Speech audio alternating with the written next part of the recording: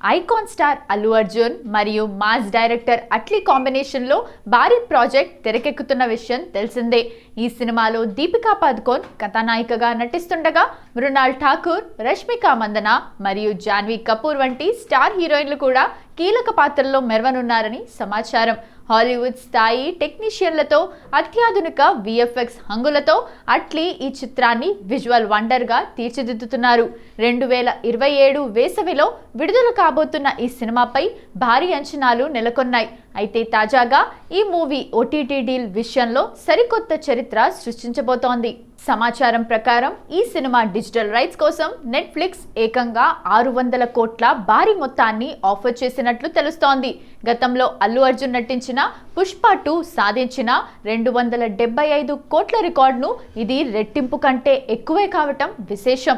దాదాపు 1000 కోట్ల భారీ బడ్జెట్తో సైన్స్ ఫిక్షన్ యాక్షన్ థ్రిల్లర్గా రూపొందుతున్న ఈ చిత్రం ఇండియన్ సినీ చరిత్రలోనే అత్యధిక ఓటీటీ రేట్ పలికిన సినిమాగా సరికొత్త బెంచ్ మార్క్ సెట్ చేయనుంది.